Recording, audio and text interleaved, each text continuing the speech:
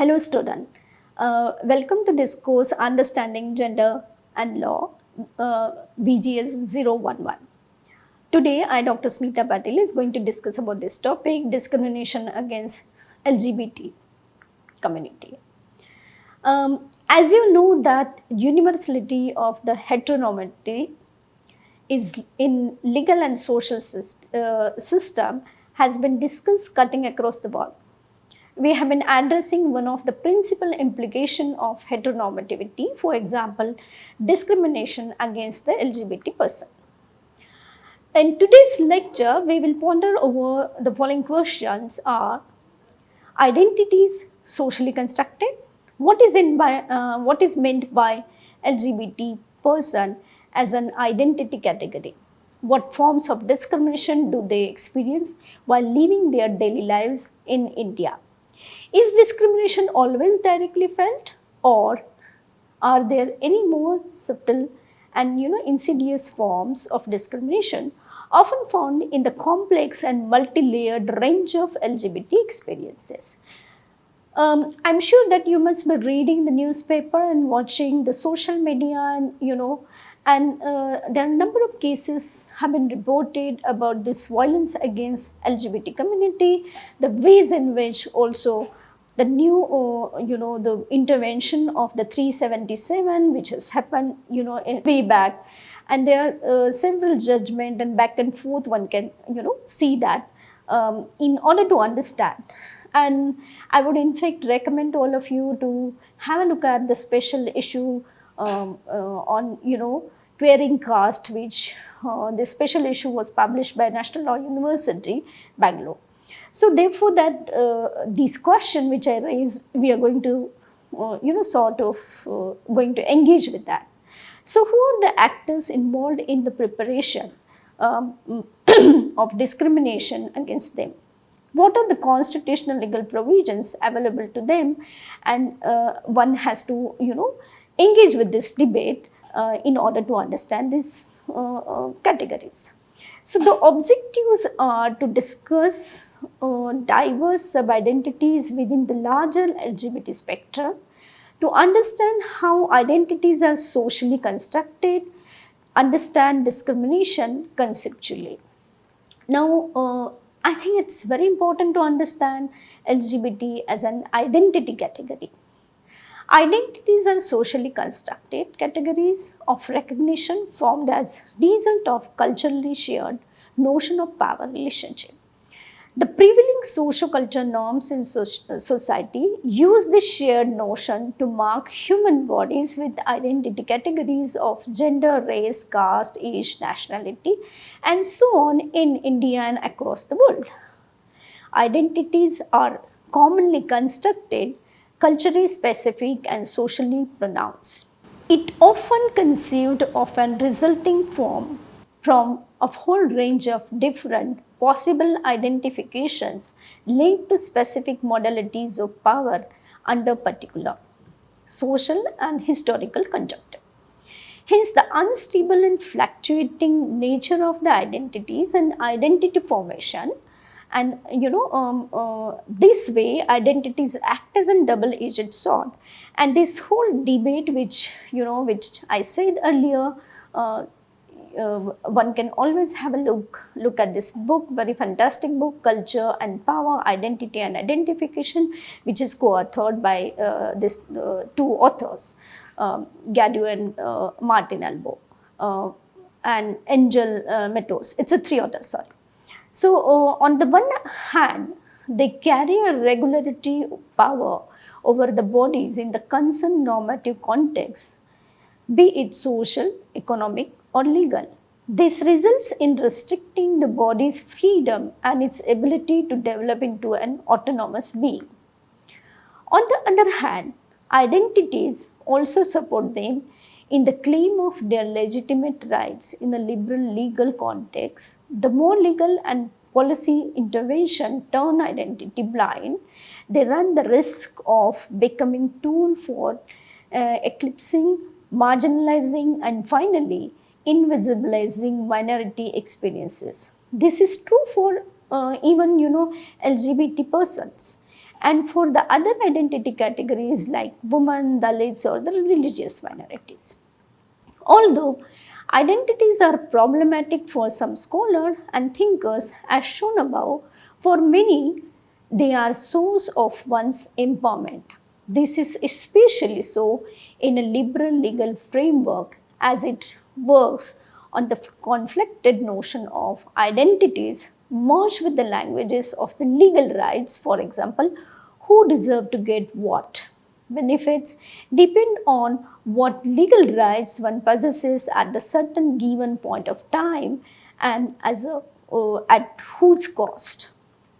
Given this, if society is a hierarchy of a different identity categories, then the legal rights are one of the most instrumental ways to determine the political status of each of these identities, if not necessarily their social or economic status.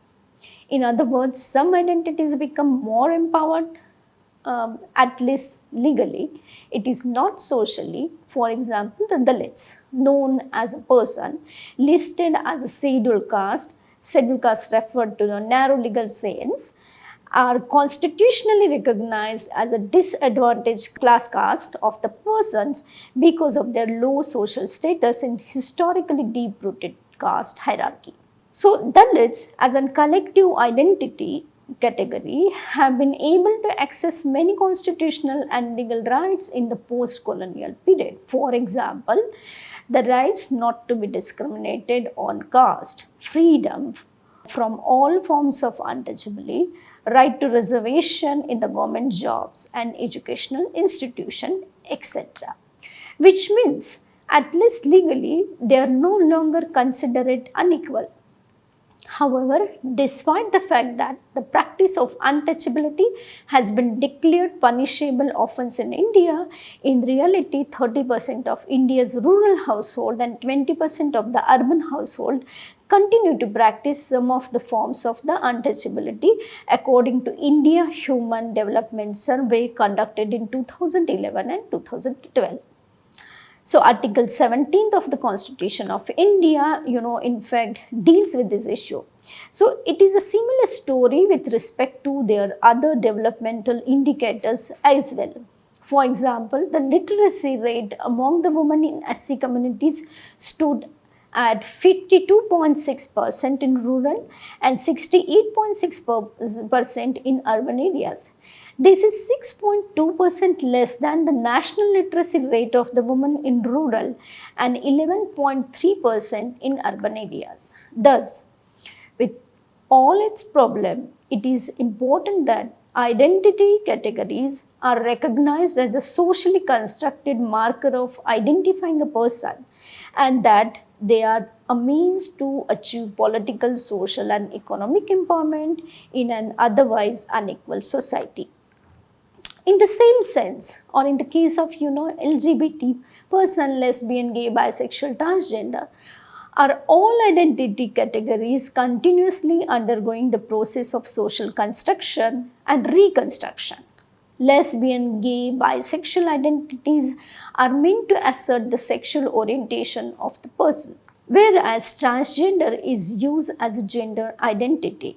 Lesbian, gay, bisexual signify a person's sexual, physical and or emotional romantic attraction which may be towards, and this I am quoting in fact from Pavandal's work Out of Line and Offline Queer Mobilization, which is a very interesting and fantastic book published by Segel Books Calcutta in 2020, in which he says, and I quote from Pavandal's work, that which may be towards man, woman, both, someone, androgynous, or no one at all, unquote.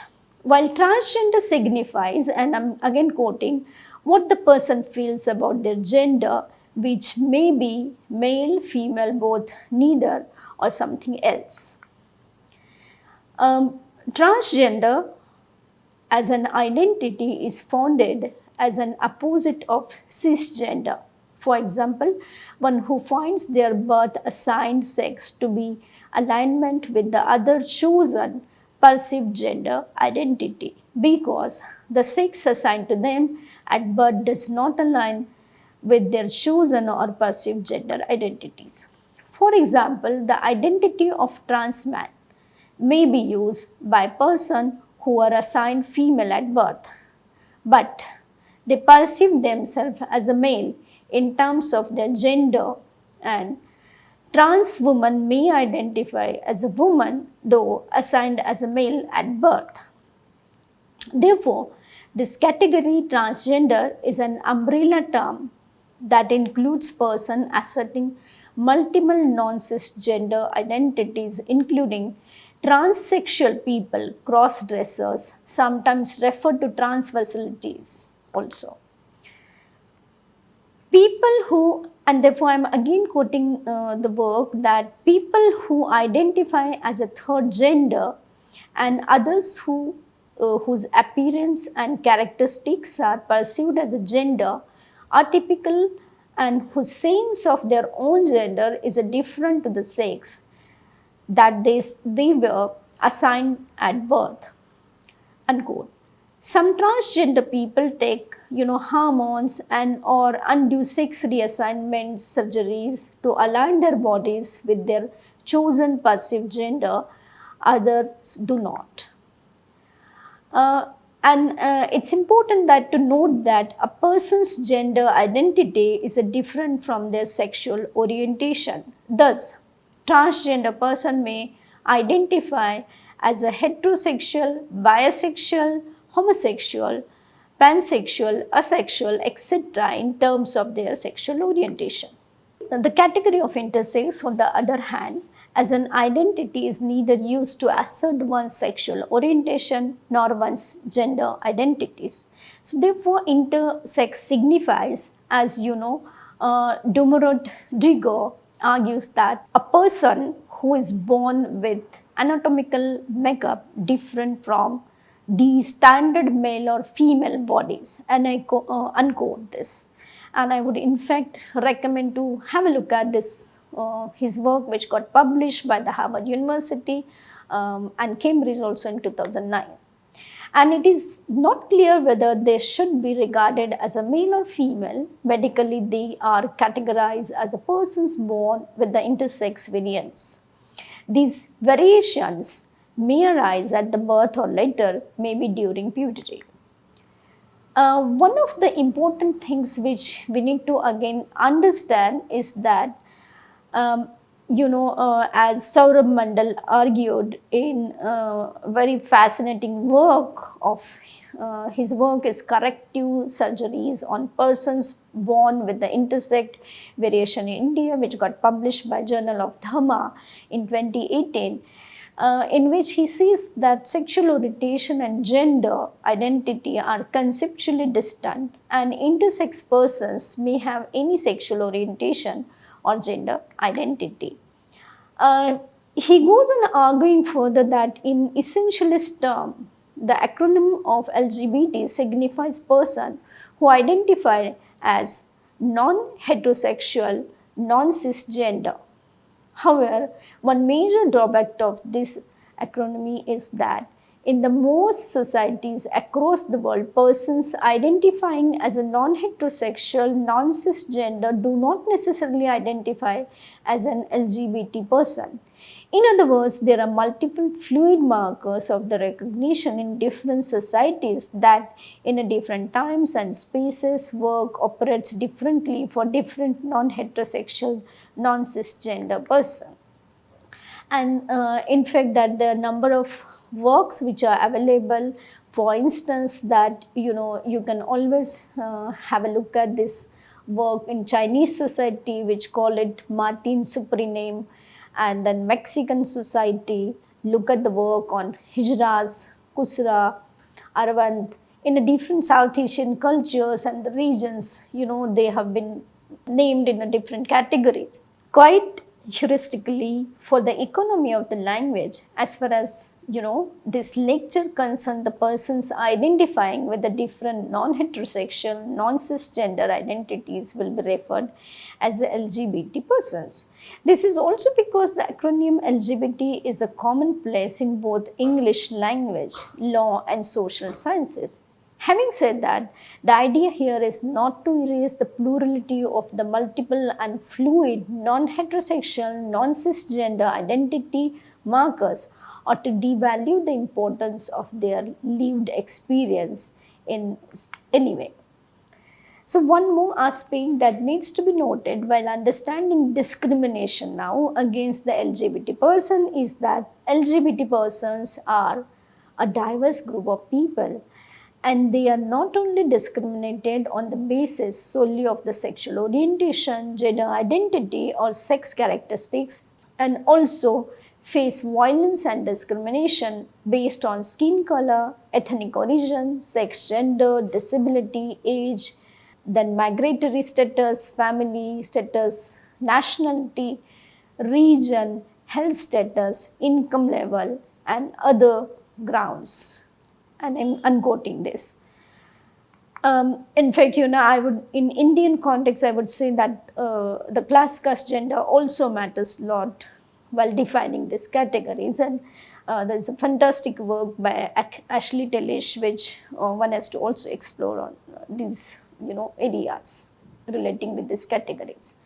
However, LGBT persons would be generally considered a minority in any society, given that culturally all society presume heterosexuality and cisgender behavior as a normal, and the display in public private spaces accepted uncritically without being challenged. In that sense, numerically speaking, there will always be relatively lesser number of the persons identifying as a non-heterosexual, non-cisgender at any given point of time in any society.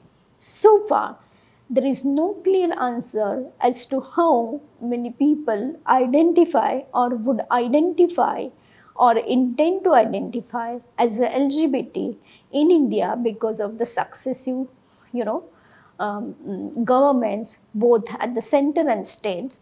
And this is not that I'm offering a criticism to any government, but in past present the government sort of failed to understand these categories are existing, because one has to also get into this debate, because what government and their policy can do for them, no other person can try to play a significant role, particularly bringing out the new policies.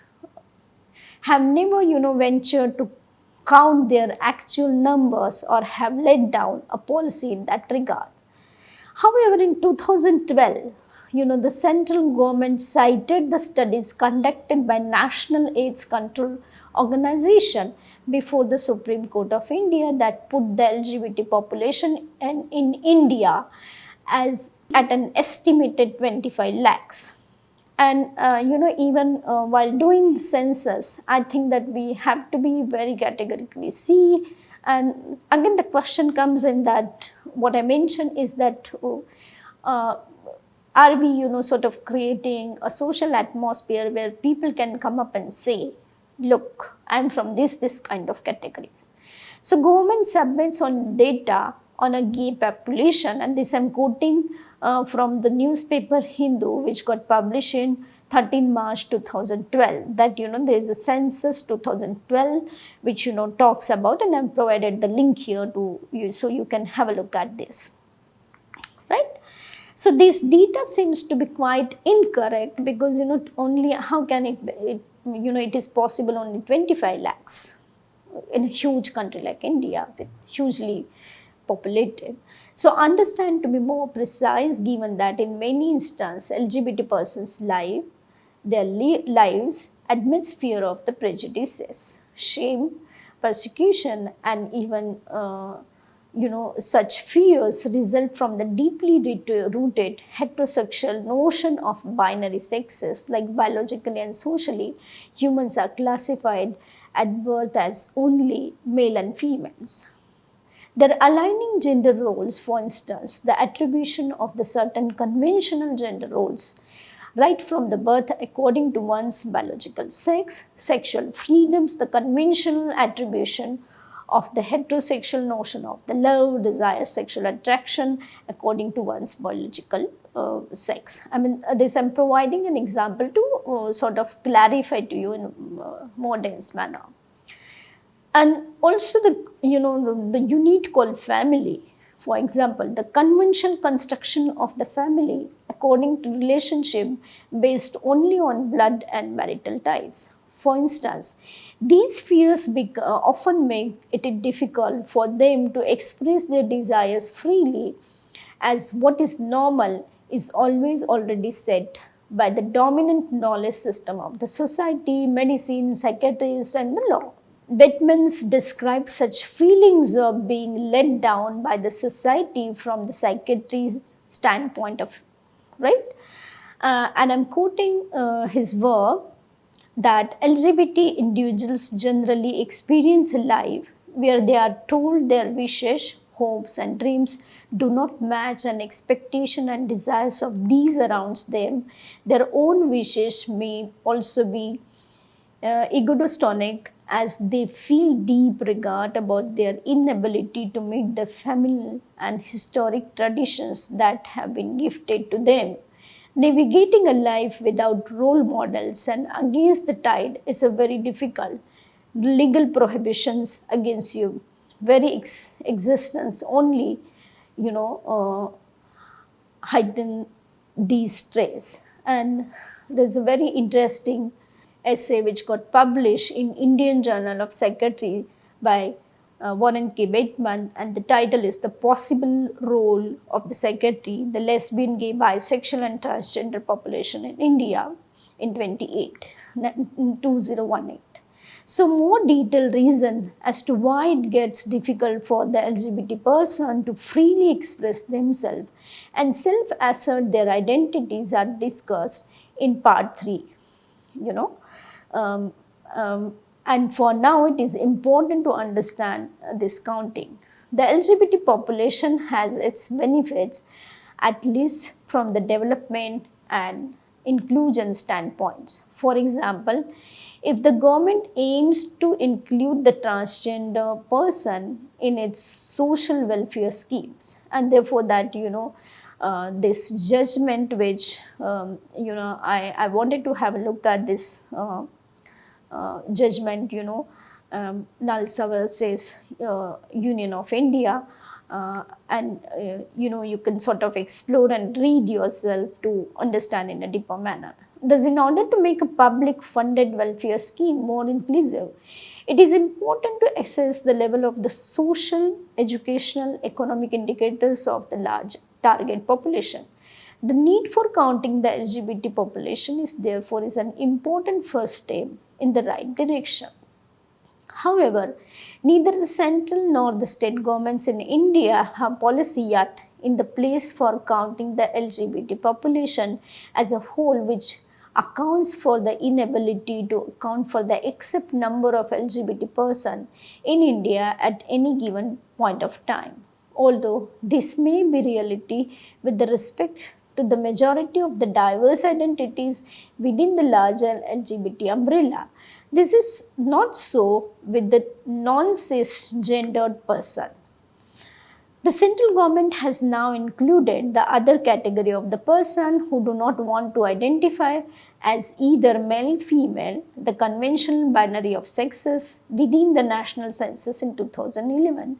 As a result, we know that there are around 487,803 persons who choose to identify as others. This has helped many government welfare schemes to include, to left out transgender person within its ambit. Although the counting the LGBT person has its own benefits, it's equally important to understand that access to public funds, the state welfare schemes that are run out of the taxpayers' money, shouldn't be made conditional on more identification on counting related challenges.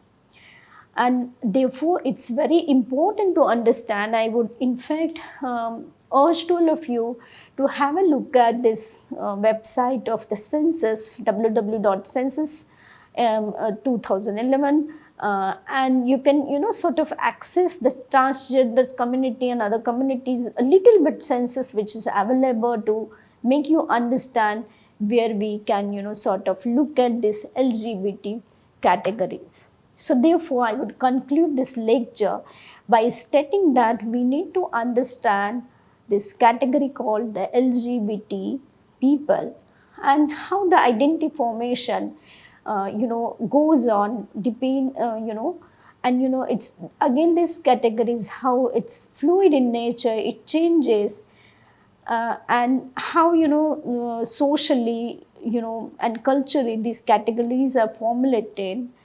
One has to grapple with this, but one has to be at the same time very serious, because I wanted to raise the question because it's again a government's intervention which is very necessary, in sort of bringing out a new policy and providing a same platform.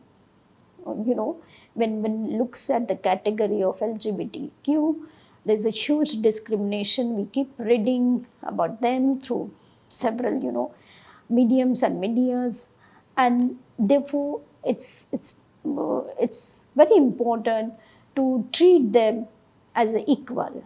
Thank you.